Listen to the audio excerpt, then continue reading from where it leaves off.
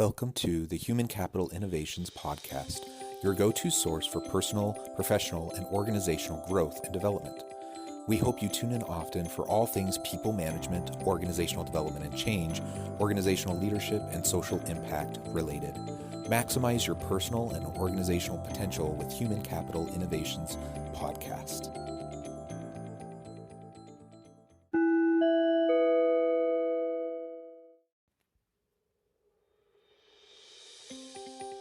Welcome to the Human Capital Innovations Podcast.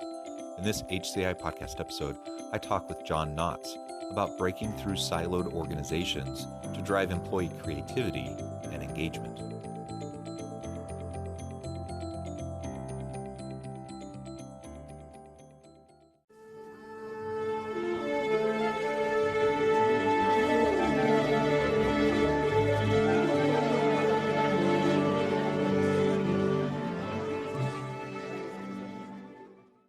John Knotts, welcome to the Human Capital Innovations Podcast. Hey, thanks for inviting me out here. Yeah, it's exciting to have the opportunity to talk with you today. We've been preparing for this episode for a little while, and I'm excited to explore really some topics that you address in your book. But we're going to talk about breaking through siloed organizations without really tearing down the silos, but finding a way that we can work more effectively together and then use that to drive employee creativity and engagement. As we get started, I wanted to share John's bio with all of you listeners.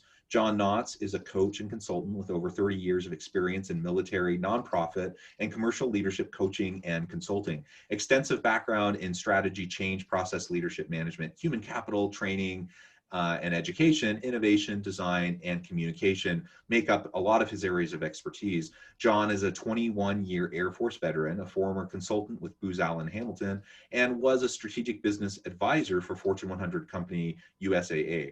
John owns his own coaching and consulting business, Crosscutter Enterprises. He and his wife own a 100-acre horse farm with 35 to 40 horses. That is amazing. Once a long time ago, when I was a teenager and into my early 20s, I did a little horse riding, and I haven't done it in years and years, but I'm jealous. Having a horse farm is awesome. Sometimes. Also, I'm sure a lot of work. Yes, it is. Well, very good. John, it's a pleasure to have you. Before we launch into the conversation, anything else you would like to share with listeners by way of background, personal context, anything like that?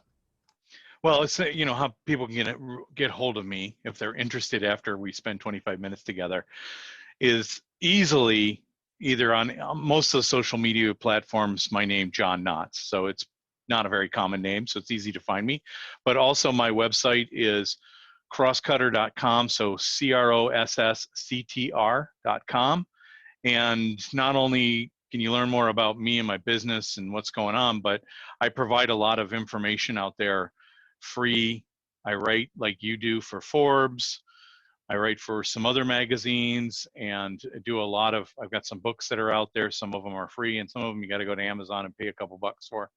But there's a lot of opportunities to get to know me, and I'd love to connect with people if they find interest in what we talk about today. Excellent. Thank you so much. And it is wonderful. I enjoy producing content, whether it's written or audio, video content like we're doing now. And I know you enjoy the same. So it's a great opportunity to be able to share, some of our experiences and what we do in our professional consulting work as well. So excellent. And it's great to have you on. So let's start off by just talking briefly about your book, where you talk about these siloed organizations. What prompted you and inspired you to write this book? And then we can dive more into some of the particulars about some lessons learned and what leaders should be thinking about as they move forward. So that's a great question. I've worked on this book for 10 years before publishing it. But I've been doing business coaching and consulting since 98. And I've been involved in improving organizations since about 92. I started in the Air Force And eventually, as you had said in the introduction, I retired out of the Air Force and I went to go work for Booz Allen Hamilton.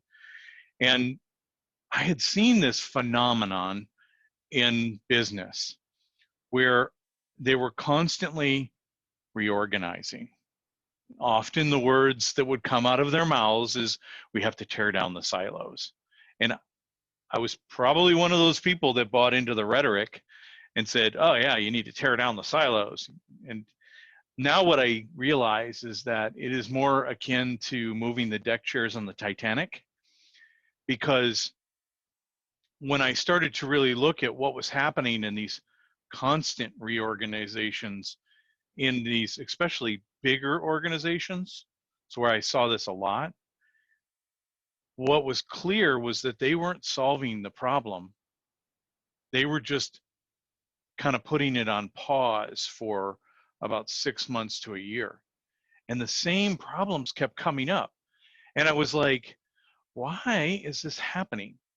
And I started to really explore it, especially when I got into Booz Allen Hamilton, and they work for a lot of major Department of Defense government organizations. So these are large field operating agencies, headquarters element type organizations.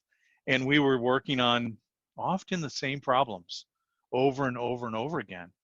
And when I really started to understand what was going on, and a lot of this is based off of my understanding of Maslow's hierarchy of needs, it started to make sense what was happening and why people were doing things. And I would say, like, you know, I don't work for, I'm a volunteer with Executive Book Review, executivebookreview.com. And 3 times a month, we do, as faculty members, we read a book and we will present the book to everybody that's in the meeting. So the beauty of it, it's not a book club, it's a book review. You don't have to have ever read the book. So it's really cool because you can go and you can learn about new books, and then I want to read that, or no, I'm not interested in reading that, or maybe I got just enough from that review that I don't care. But it's all about lifelong learning. And as a faculty member, we always talk about what is the book's one thing. And so the one thing for my book is that stop tearing down silos. We actually want silos to exist, and we need them to exist. I know that's like heresy in the business world, but that was the premise of what, all right, I'm going to talk out against something that everybody does, and I still hear it today.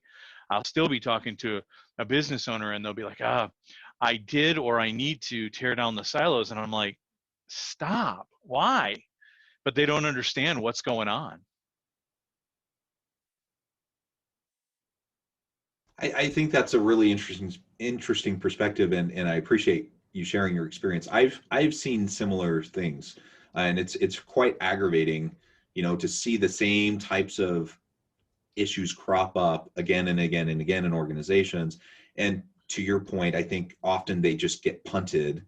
I'm actually in the middle of what is being framed as a reorg for an organization that I'm working with, and it is 100% moving deck chairs around. And it's so aggravating. And in fact, what they're proposing to do, after getting very little input from other people and key stakeholders, what they're proposing to do is actually, from my assessment, it's going to cause more confusion. It's going to cause more problems. And this is it. The impetus for this is they've been punting for like the last 3 years for some major issues, and now this is their determination, is that they're going to do a reorg to fix all these problems, and they're just shifting around deck chairs, and it's ridiculous, right? And if I had a hammer right now, I'd hit the nail on the head. So this is what's going on. Okay, when you create an organization, you're a brand new entrepreneur, you're going to build your organization. As an entrepreneur, you wear all the hats, right? You're in finance, and you're in marketing, and you're in sales, and you're building the product, and you're delivering the product, and you're out interfacing with a customer. And if you hire people, you're running human resources. You're doing everything. Then you start to get a bunch of employees, And you're like, oof, like it's a lot of work to take care of the care and feeding those employees. So I'm going to create a human resource department. And then you're like, man, this finance stuff is a pain in my butt. I'm not good at it. And I'm working in the business and not on the business. So you hire a bookkeeper, maybe get a controller, maybe even a fractional CFO. And in your business, you start to build a marketing and a sales team. So you got 2 more teams out there. And then in the operations, you start to expand and you have different types of customers. So you start to segmentize your operations department, your delivery, your project management between this customer type and that customer type and this geography. And these people are overseas, so we have a night shift that works and we have a day shift that handles the national accounts. All of that stuff you do for a reason. The reasons are, simple, because you want to specialize. You want to meet the needs of whatever it is that they support. You want experts in human resources. You want experts in marketing. You want to focus on the customer. And then silos have been born. And that's exactly what it is. The question is whether or not the silos get ugly.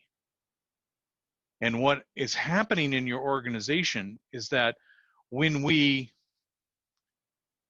create a silo, we create an environment where we start to build the walls and we don't look at what anybody else is doing. We don't talk to them. We start throwing work over the walls.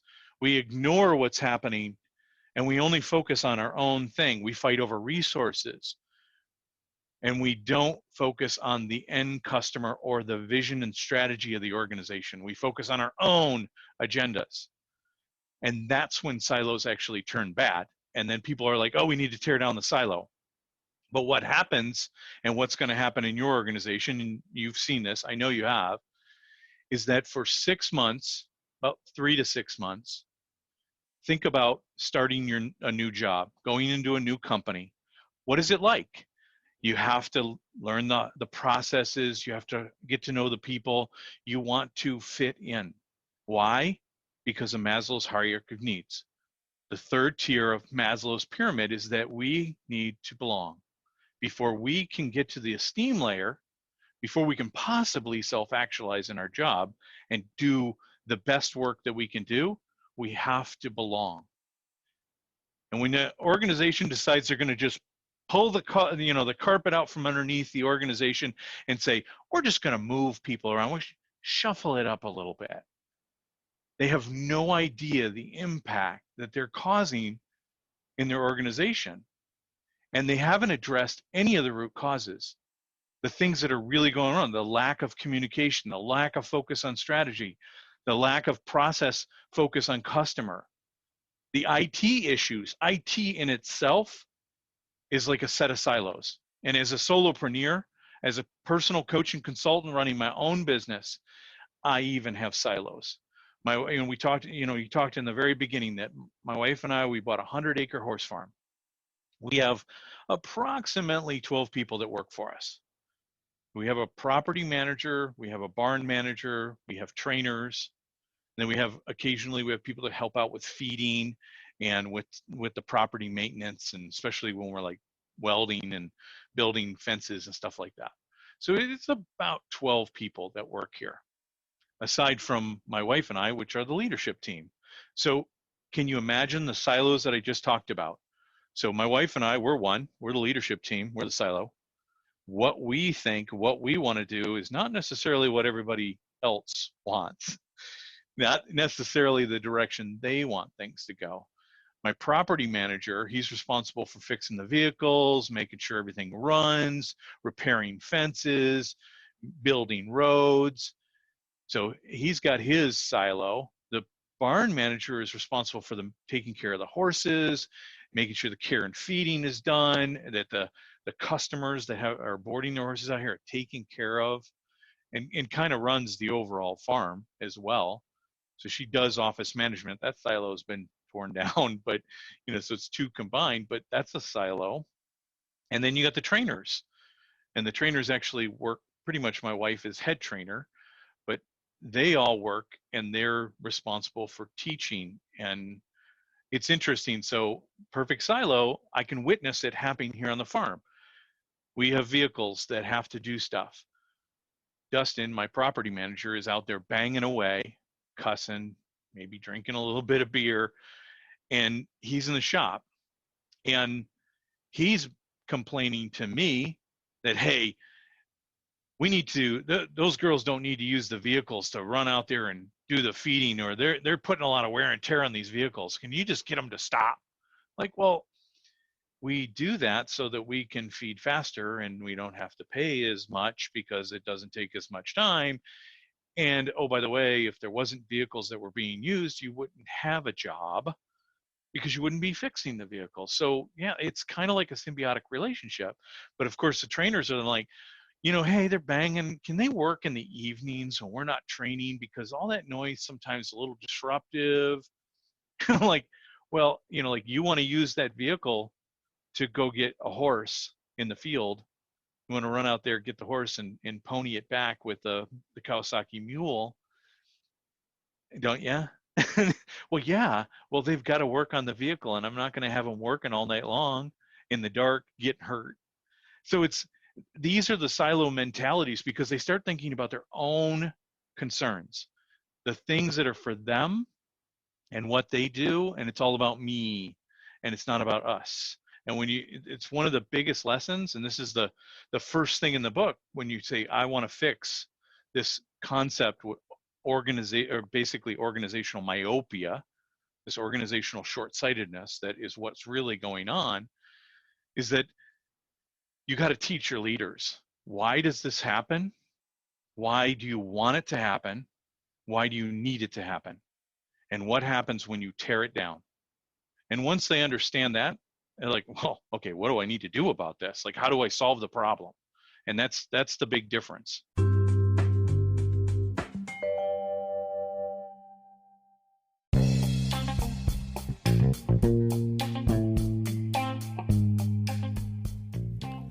I'm excited to announce the publication of my new book from HCI Press, The Alchemy of Truly Remarkable Leadership: Ordinary, Everyday Actions that Produce Extraordinary Results.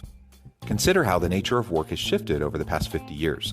With increased globalization, rapid technological advancement, and the shift in economic composition, the average job of today looks very different than the average job of 50 years ago. What will the jobs and organizations of tomorrow look like?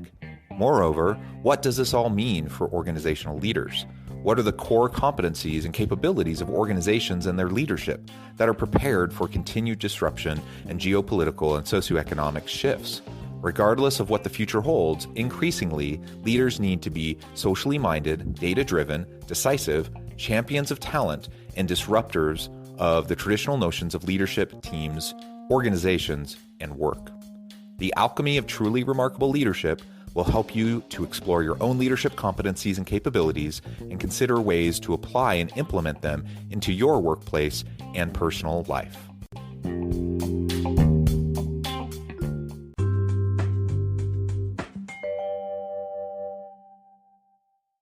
Yeah, I think it's about how we frame the problem, because to your point, silos, if we want to call them silos, areas of functional expertise, we need that. Every organization needs that, right?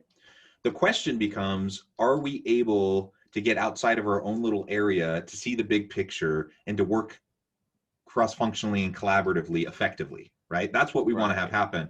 And so I think a lot of times when people are talking about tearing down the silos, what they really mean is, no, they wouldn't say we need to get rid of our areas of technical expertise. What they really mean is we need more of a latticed matrix approach where we need people to effectively connect and collaborate with each other and not be like having these unhealthy competitions for resources between each other, but rather see how they're part of that whole a little bit more effectively, right?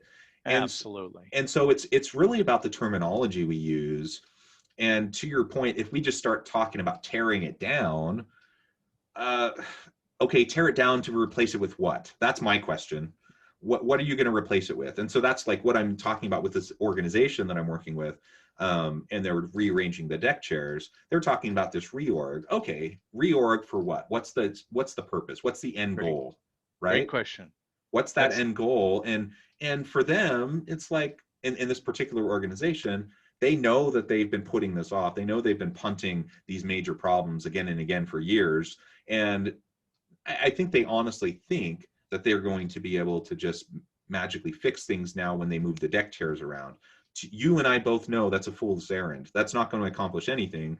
And so part of the work I'm doing with them is trying to help them to understand and convince them, that okay, if a reorg needs to happen, and maybe it does, let's be more thoughtful about it. Let's be more systematic about how we go about doing it. Let's talk to all the key stakeholders and make sure that what we do makes sense and that it's going to increase information flow rather than cause further frustration amongst the existing players, right? Yep, absolutely. So, and that's the whole thing, is that I'm not saying that you don't reorg. That's the biggest thing, is that they see problems, they feel it. Managers feel what's going on, but often they don't really know what's happening. But somewhere in business school, there's somebody up there just pitching that you need to tear down the organization and rebuild it, and it solves all your problems. And that's just a bunch of hogwash. But there are times where you need to reorganize. But why do we reorganize? And it's a scalability issue. As you grow, the way you do business doesn't work anymore. Your operating models need to change. So yeah, but it's just like in architecture. Form meets function. We reorganize for how we want to deliver on our mission and our vision, how we want to operate in the operating model, not to solve a problem. Because the minute that you start reorganizing to solve problems, you're not doing anything. And that's in the book. I talk about basically the 9 areas. And one of the areas is really, it is about matrixing. I mean, that is one of the best, especially when you're a bigger and a more complex organization, to matrix operations. Not easy to do, because you end up with people with multiple bosses. And if you don't do good change management, you're going to have problems. But I mean, specifically, like I said, you start with leadership and teaching them. I recommend, and I've worked with companies where, buy my book and give it to all of your leaders on your leadership team. Have them read it, understand it, talk about it. Right there, that's like the first step. But leadership development is more than that. And often we think we're developing leaders by just sending them to some kind of conference. And that is not effective. That's a flash in the pan leadership development activity. And it doesn't do anything. There's no sustainability involved in there.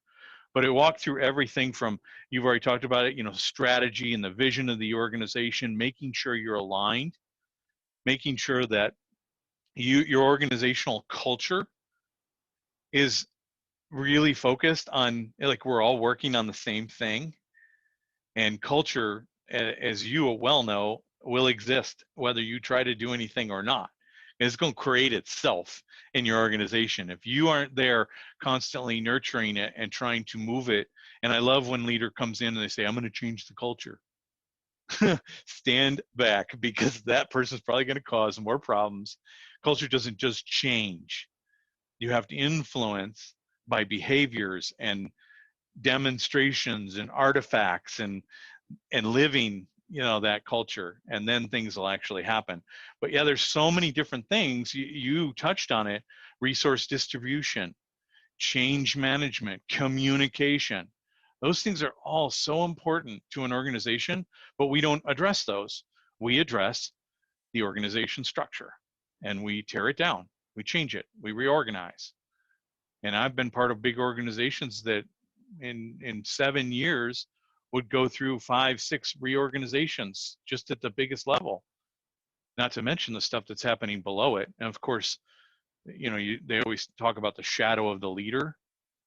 So you're going to emulate the people above you. And if the big organization is constantly reorganizing to solve its problem, guess what? Everybody below it is going to reorganize to solve their problem. Yeah, absolutely. And I think this plays into the idea of, employee engagement and creativity in my mind, because where the biggest problem happens within organizational silos is when people aren't talking, they're stuck in, you use the word myopic, right? Yep. They're stuck into their limited view. So we need to open the aperture of our understanding. That happens as we interact and integrate and rub shoulders with people who think differently than us. That's why diverse teams are important. But it's not just racial, ethnic, gender diversity. We're talking about technical diversity, like expertise diversity, ways, different cognitive diversity and ways of thinking, right? All of that leads to better innovation and creativity. And when you can have an organization that has that kind of a learning culture, a dynamic culture, that's when people are engaged, when they're excited, they want to come to work, they want to be part of this interdisciplinary, multifunctional team to solve complex problems, because most people learn pretty quickly that you don't solve complex problems by a one-pronged approach. Like, you have to take Right. a systems approach, and you have to look at it from multiple angles, Exactly. right? Exactly. No, it's and when it comes to, engagement, I think about it like this. First off, let's just take it from the leadership perspective. So you're in charge of a team, and your power, okay, is ripped from you. How do you feel after that? What is your response when you are given another team, put in another organization? Your number one response is, I'm going to build those walls up so high that you're never going to touch it. And I'm not going to tell you anything about what I'm doing. And I'm going to hold everything so tight and not tell you anything, because I'm not going to let this happen to me again. So it's immediate, destruction of employee engagement right there from the leadership level. And again, I talk about that, the shadow of the leader. Everybody below that person is going to follow that lead, and they're not going to talk to people, they're not going to act. And I've watched this happen where I was in an organization working with them, and we were talking about the importance of understanding the needs of the customer. And the guy said, we're not ready to go out and ask the customer what they think about us. And I was like, okay, all right, that makes no sense, but we'll keep moving forward, and let's get the customer feedback. And then I met with somebody that worked for that person. So then now they're director, have many people working for them. And we're talking about, in their strategic plan, the need to meet customer expectations. Well, that's a natural thing, right? Of course, that's what we want to do. And this guy almost broke into tears and said, I don't want to be held responsible for meeting customer expectations. What? You're kidding me. But when I look at who led that organization and his belief of, I don't even want to talk to the customers, let alone know what their needs are. Of course, somebody below him doesn't want to be held accountable for meeting something he can't even go and find out about. But in my view, and the importance in employee engagement is that employee engagement really falls down to four things in an organization. That your organization has a strong mission, purpose, and vision.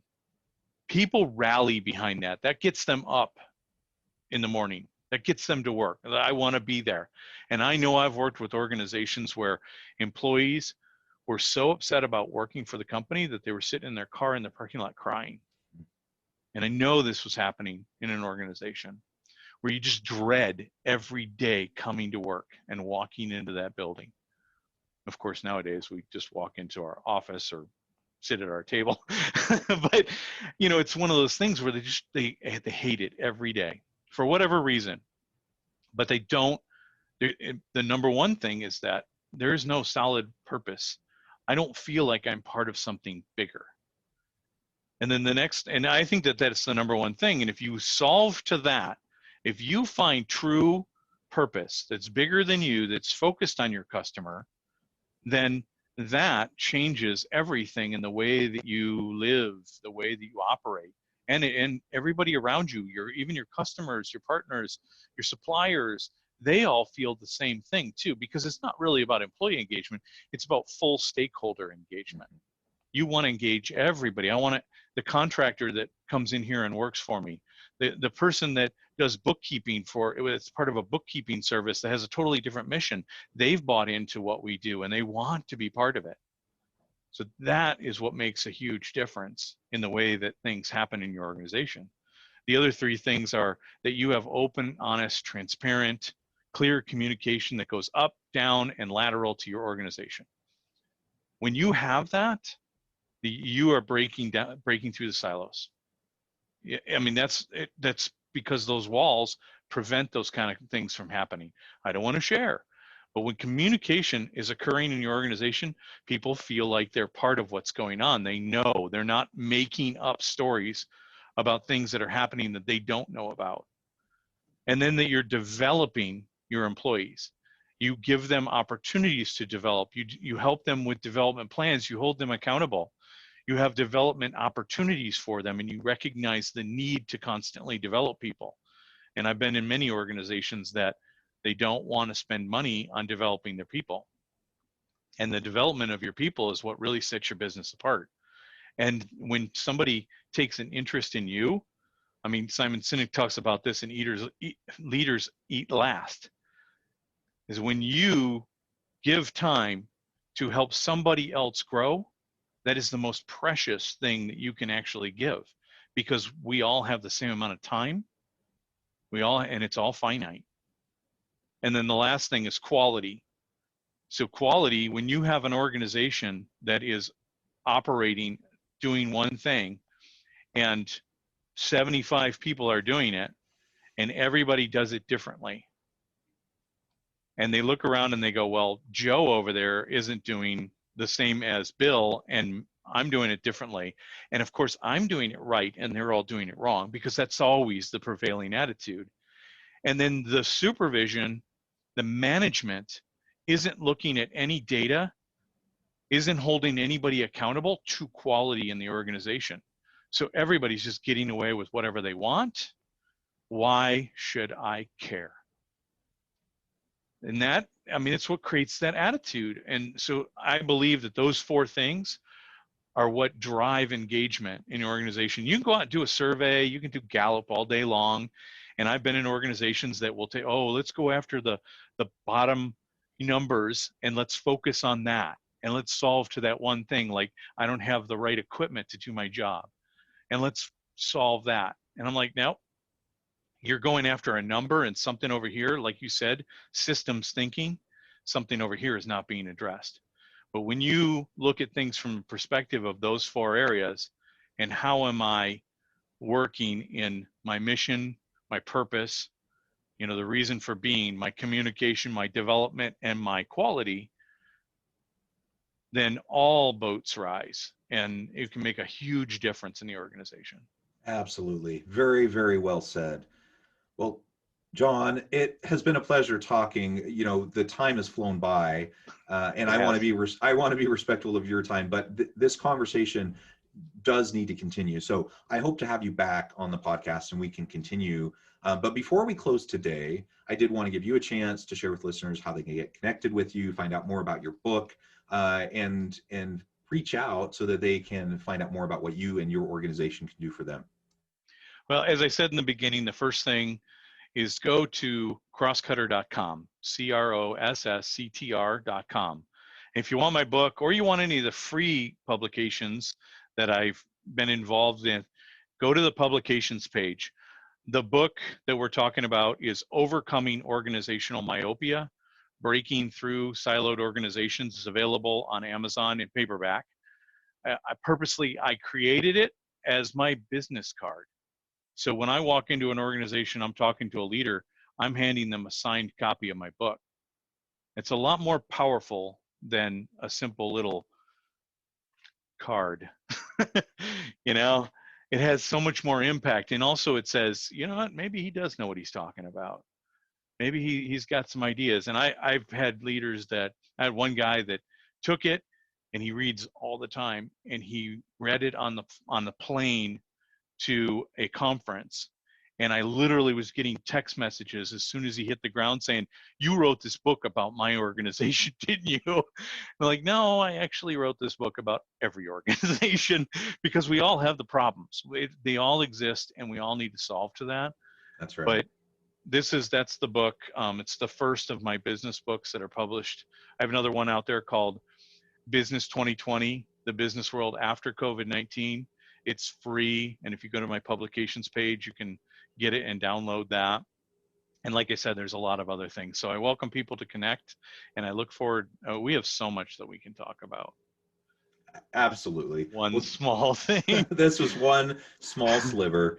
Yes. John, it was a real pleasure talking with you. And I encourage listeners to reach out, get connected, check out John's book, his other resources on his website. And as always, I hope everyone can stay healthy and safe, that you can find meaning and purpose at work each and every day. And I hope you all have a great week.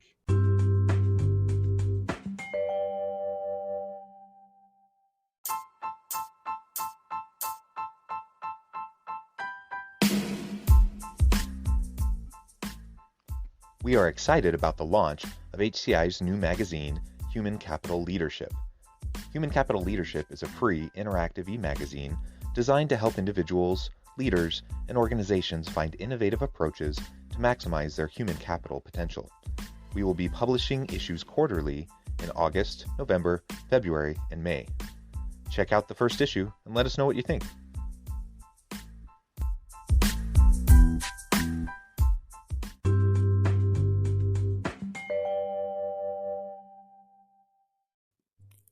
Thanks again for joining us for this episode of the Human Capital Innovations Podcast. I hope you stay healthy and safe and that you have a great week.